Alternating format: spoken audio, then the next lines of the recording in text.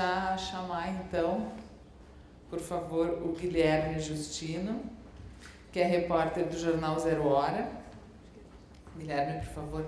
Ele é mestrando em Comunicação e Informação na URGS, trabalha principalmente nas áreas de Ciência, Educação e Saúde, é membro da Associação Nacional de Jornalistas de Educação, já fez várias coberturas internacionais e foi vencedor das principais distinções de jornalismo e educação no Brasil, como o Prêmio Estácio, o Prêmio ABMS e o Prêmio INEP de jornalismo.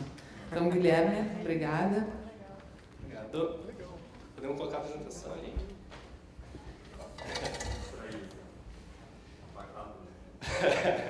Eu gostaria de começar informando só que após a apresentação do professor André estão retirando o palco, porque não tenho condições.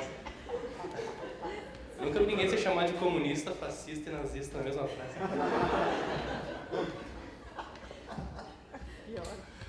Só complementando, eu sou repórter da Zero Hora, eu comecei a trabalhar com ciência em 2013 no Terra.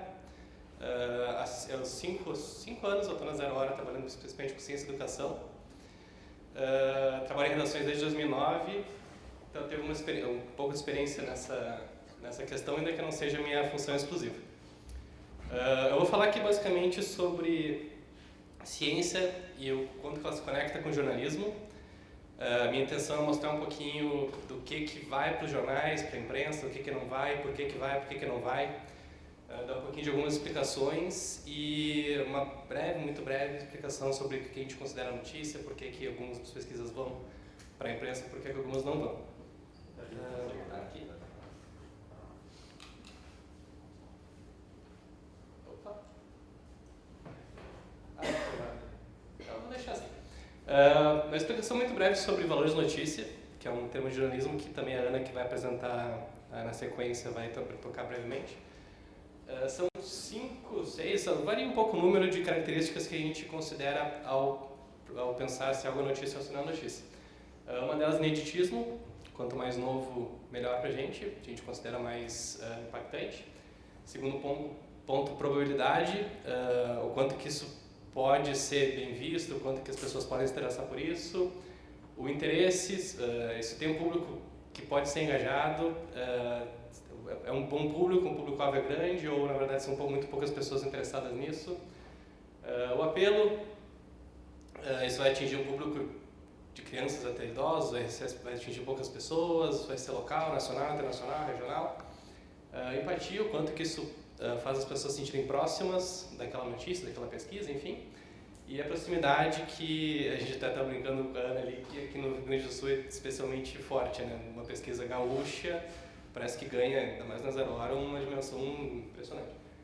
Então, quanto mais local, isso mais atraente fica para o público que mora ali.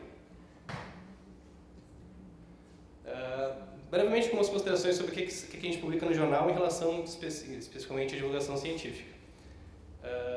Resultados inovadores, em primeiro lugar, para pontuar melhor, pesquisas consolidadas, pesquisas já concluídas, são geralmente que têm mais chances de divulgação. Por que isso? Porque é algo que está sendo analisado, algo que está sendo investigado, algo que está tentando se encontrar uma solução, não tem um ineditismo, não tem aqueles valores que a gente considera que são importantes para estar divulgando uma pesquisa nova, publicando algo como notícia.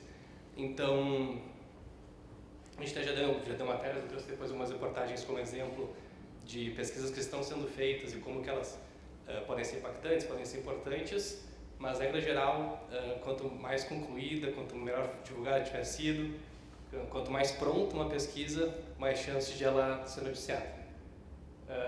Resultados inovadores, então, coisas que nunca aconteceram, coisas que mudam algo que a gente já tem consciência de que tinha acontecido, coisas que realmente trazem uma mudança, assim, costumam ser bem noticiadas. E o último ponto, novos achados, descobertas, isso tanto no contexto local, quanto regional, quanto nacional. Não é raro a gente ter pesquisas internacionais, porque tem um impacto global, ainda que essa questão local seja muito forte, seja muito atraente para o público daqui. O que não sai no jornal é um pouquinho daquilo que eu estava mencionando antes, coisas em andamento, coisas em fase de análise, coisas em etapa de verificação, botei aqui, entre aspas, cartas de intenções, que ontem saiu que muita tinha assinado uma carta de intenções com o técnico, acabou que, na verdade, não era isso. Eu coloquei uma aspa só para dar essa ideia de que, assim, algo que tem uma intenção, algo que está sendo feito, algo que pretende ser feito, geralmente tem pouco impacto que a gente consiga noticiar. E, ao mesmo tempo, resultados muito específicos são muito difíceis de noticiar porque atingem um público muito específico. Só como exemplo, eu vou trazer um parágrafo de um post que foi feito, e inclusive menciono isso como um bom exemplo, pela USP, num canal que eles têm no Instagram chamado Ciência USP. E espero mostrar com isso um pouquinho do porquê resultados muito específicos são difíceis de ser noticiados. O parágrafo diz assim: foi realizada uma análise proteômica que identificou a alteração de algumas funções biológicas, dentre uma delas a hipóxia, baixa taxa de oxigênio nas células. Abre aspas, foi isso que nos levou a procurar o laboratório de Radcliffe, que estuda os mecanismos moleculares da hipóxia em diversas doenças. O objetivo era entender melhor os mecanismos regulatórios desse processo. Eu não sou da saúde, mas não entendi nada. A nossa tarefa também é um pouco transformar isso em algo legível para qualquer pessoa, assim, um pouquinho do que o professor André estava falando. Quando a gente quer falar com leigos, e nós jornalistas somos leigos, a não ser que alguém seja muito especializado em ciência, a gente tem que primeiro entender para depois conseguir explicar. E quando entra algo tão específico como esse parágrafo que eu trouxe, com termos muito específicos, aparentemente feito por alguém que entende, mas tem dificuldade em fazer entender, né? Isso fica muito pouco atraente, isso realmente fica difícil de entender para uma pessoa que não está completamente ligada àquela área. E nossa tarefa é muito isso, assim, nossa tarefa é muito conversar com o especialista para entender o que ele está fazendo, o que aconteceu, o que tem de novo, e explicar de uma maneira compreensível, legível, que todo mundo consiga entender, o maior número possível de pessoas consiga entender. Algumas dicas, por experiência própria, assim, do que dá para ajudar a divulgar pesquisas. Só uma ponderação antes, eu queria tentar explicar um pouquinho por que nem toda pesquisa vai ter um espaço na imprensa. Estava comentando agora há pouco que eu mesmo esse ano apresentei em novembro vou ter apresentado 3 artigos. Estou preparando um quarto para o ano que vem e eu tenho plena certeza de que nenhum deles vai ser publicado. Por quê? Porque eles não trazem algo que se encaixe naquelas características que eu trouxe antes, de ineditismo, de algo realmente inovador, que seja uma revelação incrível. Então não é toda pesquisa que vai acabar sendo divulgada. Algumas dicas então de como divulgar pesquisas, e depois no espaço para perguntas, ou depois que a gente sair daqui eu posso trocar alguma ideia sobre isso também. Isso por experiência própria do que a gente recebe para ficar sabendo de novidades na ciência e para publicar. Releases, isso pode ser feito, são textos que a imprensa recebe, feitos, digamos, pelo site da universidade, pela série de comunicação de algum laboratório, por um setor da faculdade dedicado à comunicação. São textos, geralmente, um pouco mais específicos, mas que a gente consegue captar ali para depois transformar em notícia. Nos ajudou bastante, porque são uma forma de divulgação muito fácil para a imprensa. Site de universidades, a URGS tem URGS Ciência e tem logo na capa sempre uma divulgação de algum evento ou de alguma pesquisa inovadora que eles estão produzindo, assim a USP, assim a Unifesp, assim a Unicamp, diversas outras universidades. Isso ajuda muito porque dá aquele destaque para a pesquisa e aí cabe de repente conversar com a própria universidade para ver se tem um espaço para fazer essa divulgação no site. Também por ali a gente consegue ficar sabendo muito bem o que está acontecendo. Outra, eu acho que esse não é um serviço muito utilizado para pesquisas, pelo menos nacionais, talvez seja só para artigos em inglês, não sei, mas é algo que eu costumo usar muito, que são serviços de notícias, por exemplo, de agências internacionais, a Reuters, ou por aí o Eureka Alert, que assim que sai um artigo novo, a gente já fica sabendo a partir daquele alerta, assim. Não sei se cabe muito no nosso contexto, talvez para quem esteja mais escrevendo artigos num contexto internacional, mas também é algo que ajuda. Outra questão, e aqui eu posso retomar um pouquinho do que falou o professor Luiz lá no início, ajuda muito se os artigos tiverem sido publicados numa plataforma aberta, se a gente conseguir acessar sem ter que pagar por uma anuidade que é absurda dessas revistas. Eu não vou entrar na consideração do mérito de colocar os resultados à disposição, acho também isso muito complicado e tem seus problemas, mas o artigo, se estiver disponível abertamente, facilita muito a leitura nossa e, portanto, do público que pode se interessar por esse artigo. Finalmente, como divulgar as pesquisas, eu acho que, na verdade, isso vai ser a minha principal dica, assim, se eu puder dar, que é usar as próprias redes sociais. Hoje em dia não é mais necessário contar com a imprensa para que chegue num público maior um fato novo, uma pesquisa que alguém está fazendo. As redes sociais realmente servem para expandir isso para um público muito grande. E assim, se tiver 5.000 compartilhamentos, digamos, a imprensa vai ficar sabendo inevitavelmente. Então acho que é um bom caminho para quem tem interesse em divulgar seus estudos também. Trago alguns bons exemplos, eu citei um pouquinho como mau exemplo um parágrafo da USP, mas na verdade a divulgação que eles fazem, esse foi só um exemplo que eu dei, mas a divulgação que eles fazem é excelente. Eles fazem publicações em stories, eles colocam pequenos vídeos, é muito bom seguir esse canal, tem vários outros também, eu trouxe só um exemplo, mas ver como que eles lidam com divulgação de pesquisas de maneira muito curta e ainda assim chamativa, né? E o segundo ponto, isso aqui é até novo, o pessoal do PPG-Com da URGS acabou de lançar uma iniciativa que eu acho que pode ser muito útil para quem quer divulgar pesquisas, que não é só relacionada à URGS, pode ser de qualquer lugar. Acabou de ser lançado esse laboratório de popularização da ciência, chama PopSicom, e eles também estão lançando um canal no Instagram e tem esse Medium, onde dá para divulgar artigos falando sobre pesquisas, pode ser pesquisas de vocês, laboratório de vocês, pesquisas que foram importantes de alguma maneira para vocês, ou digamos, o quanto que o autor tem um impacto em determinada área. A ideia é ser um laboratório bem aberto realmente para divulgação científica.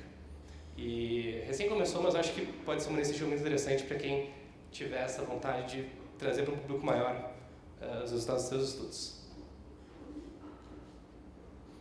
Aqui só uma consideração breve, acho que vai ser a última antes de eu mostrar algumas reportagens. Eu não sei se quem está muito acostumado a lidar com embargo, mas tem momentos que são importantes e momentos que realmente não fazem sentido. Assim. Embargo é quando tu tem um material pronto para divulgação, mas só libera daqui a uma semana, só que a imprensa recebe antes, para conseguir analisar e publicar alguma coisa. Quem trabalha com embargo? IBGE, rankings educacionais, trabalham muito com isso, alguns institutos de pesquisa trabalham com embargos. E eu, a partir de um pouco que eu recebo, eu resolvi colocar algumas orientações sobre quando que vale e quando que não vale. Eu entendo que, regra geral, se a pesquisa for recente, relativamente curta, dá para só divulgar assim que ela for divulgada mesmo. A não ser que realmente seja um estudo gigantesco, algum livro novo, algum compilado, que vale muito a pena alguém que alguém realmente vai conseguir utilizar recebendo antes, assim, digamos, uma semana antes para conseguir ler bem. Mas acho que, regra geral, não funciona muito, a não ser que seja uma instituição realmente de pesquisa, como o IBGE, trabalhar com embargos ou, enfim, enviar algo um pouco antes, na esperança de que aquilo seja melhor aproveitado, né? Enfim, só uma orientação breve. Vou deixar aqui alguns contatos e, na sequência, bem rapidamente, eu vou trazer alguns exemplos de reportagens que a gente publicou nos últimos anos que tratam especificamente sobre divulgação científica. Talvez até aqui tem alguns pesquisadores que vocês conheçam. A gente foi para várias universidades, não só aqui em Porto Alegre, em cidades do interior também. Para ouvir algumas histórias, eu vou só explicar um pouquinho do que a gente levou a gente a fazer algumas das reportagens, por que algumas dessas matérias saíram no jornal, só para tentar botar um pouquinho na prática isso que eu estava falando até agora. Essa é uma matéria que a gente fez que começou com um título assim, como uma provocação até para nós mesmos, que dizia: para que serve um bolsista? A gente está, desde o ano passado já tem problemas com a CAPES, com o CNPq, com as bolsas, e esse ano especialmente. E a gente percebeu que a partir de comentários dos leitores, de ligações dos leitores que chegam para nós, muita gente não entendia por que alguém é pago para estudar. Então a gente foi atrás, logo eu vou mostrar também uma outra área que a gente citou centenas de pesquisas de pessoas aqui do Rio Grande do Sul, para explicar um pouquinho o que está sendo feito. Mas nessa matéria em específico, o que a gente estava buscando é retratar realmente o trabalho de alguns bolsistas e mostrar por que é importante que isso seja incentivado, que eles consigam ter uma maneira de, enfim, se sustentar enquanto estão estudando. Eu vou passar brevemente, não vai dar para ler aqui, obviamente, então é mais para ter uma ideia do que a gente resolveu, por que a gente resolveu fazer isso e como que a gente resolveu fazer, sempre além de colocando isso com cases, que a gente chama os personagens, né, também colocando dados para colocar isso no contexto atual. A gente dedica uma página para explicar, por exemplo, essa pesquisa que é em busca de respostas para microcefalia. E eu sei que eu acabei de falar que busca de respostas não é uma reportagem, mas aqui a gente está colocando isso num contexto de realmente atuação de bolsistas, com vários bolsistas e tentando colocar isso de uma maneira mais ampla, né? Então, por isso que a gente está destacando isso, apesar de não se encaixar muito bem no que eu disse lá no início. Aqui é outra pesquisadora que trabalha com maneiras de ajudar pacientes com artrose. Aqui, se não me engano, é engenheiro de produção, engenheira mecânica, que está recebendo uma bolsa de doutorado que é de R$ 2.200, R$ 1.400, né? E estaria recebendo muito mais trabalhando na área dela, mas ele quer estudar, quer fazer doutorado, então a gente coloca um pouquinho dessa realidade também na matéria. Enfim, tem outras pesquisas aqui sobre etanol, outras sobre esse aluno lá do laboratório do cérebro, se não me engano, na PUC. Mas para mostrar a realidade do bolsista e por que eles são importantes, por que esse incentivo à ciência é importante, né? Aqui é uma cara bem recente, de novo sobre pesquisa, de novo sobre bolsas. A gente continua sentindo aquela necessidade do público entender o porquê que é importante ter bolsa, porquê que é importante o governo federal incentivar realmente a ciência no Brasil. Então, a gente teve sentido essa necessidade de mostrar na prática o que está sendo feito de importante por bolsistas. Então, a gente trouxe, vou passar brevemente, mas a gente trouxe vários exemplos de, digamos, impacto prático, impacto da vida real, das pesquisas científicas que estão sendo feitas. Também recebeu um espaço bem grande, assim, acho que foram 6, 7 páginas. Em diversas áreas, a gente tentou trazer ciências humanas aqui, agrárias, saúde. Aqui, eu não sei se vocês lembram, mas quando é que foi isso? Acho que foi no início do ano, no final do ano passado. O Túlio Milman, que é colunista da Zero Hora, diante dessa queda de número de corte nas bolsas, né, ele resolveu fazer uma provocação que acabou, eu acho, sendo uma iniciativa muito boa. Ele colocou lá em cima, tá ruim de ler, mas é tipo, bolsistas, a gente quer, por favor, que vocês enviem em um parágrafo o que vocês estão pesquisando e por que isso é importante. Aí isso rolou durante uns 3 ou 4 dias. Acabou que aqui tá tipo, acho que 5% que a gente recebeu de retorno das pessoas. Tem aí o que? Umas 10, 15, talvez 20 pesquisas. A gente colocou no site, eu fui conferir ontem, a gente seguiu atualizando depois. Tem mais de 100 pesquisas citando claramente por que isso é importante, esse impacto prático, por que isso é importante que continue. E é algo que eu achei super inclusivo, assim, das pessoas que têm bolsas e por que, né, precisa que isso continue. Aqui, enfim, outra página. E já encerrando, eu queria só mostrar alguns exemplos de reportagens que a gente fez que não são necessariamente sobre uma descoberta nova, algum resultado inovador. Isso aqui foi uma coisa que eu escrevi há uns 3 ou 4 anos, que era acho que era a primeira edição do evento que Porto Alegre ia receber, que era sobre o vento. Inclusive o título é isso, né? A gente fez um infográfico, tentando fazer um apelo visual bem interessante, sobre o vento. Então, tipo, não precisa ser algo totalmente inovador para que funcione. Às vezes a gente consegue encontrar maneiras de tornar isso bem atraente graficamente, ou com um texto diferente, com fotos, enfim, também funciona. E a outra questão, isso aqui não tinha um gancho, que é como a gente chama aquela novidade que faz a gente fazer alguma reportagem. Essa matéria aqui de baixo sobre as ossadas de Porto Alegre. Não tinha exatamente um gancho, mas a gente achou muito interessante trabalhar que estava sendo feito na PUC, com ossadas de algumas centenas, eu acho, de moradores antigos de Porto Alegre. Acho que as ossadas são de 1700, 1800. Estavam embaixo daquele 17 da capital. E acho que numa reforma acabaram indo para a PUC e hoje elas estão sendo estudadas, ainda estão sendo estudadas, na tentativa de mapear quem era a população de Porto Alegre naquela época. Então, de novo, é algo que não tem gancho, mas a gente, vendo que é algo interessante, às vezes consegue aproveitar. Isso aqui recebeu um espaço super bom também, mostrando uma pesquisa que não tinha necessariamente algo de resultado concreto, assim, de novo, mas que por tudo que envolvia ela acabou sendo super interessante. E acho que isso aqui é o último PDF que eu trago, que é a retomando aquela necessidade de algo ser inovador, enfim. Essa aqui foi uma pesquisa também feita no departamento de biologia, se não me engano, da URGS. Os professores trabalhavam com genética e acabaram conseguindo mapear, junto com pesquisadores de vários outros países, uma rota que eles consideram que foi a primeira que trouxe as pessoas para a América do Sul.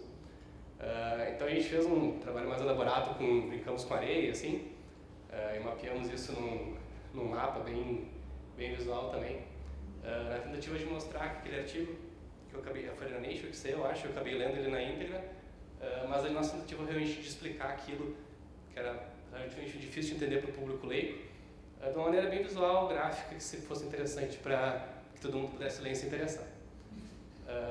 Inclusive tem uma entrevista com o Francisco Salzano, que acabou falecendo depois, mas foi um dos grandes incentivadores desse tipo de pesquisa aqui na América do Sul.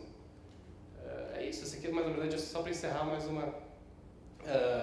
uma proposta de como que a gente pode trazer algumas questões científicas graficamente para tornar atraente.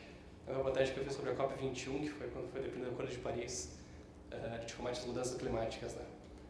E eu acho que é isso aí.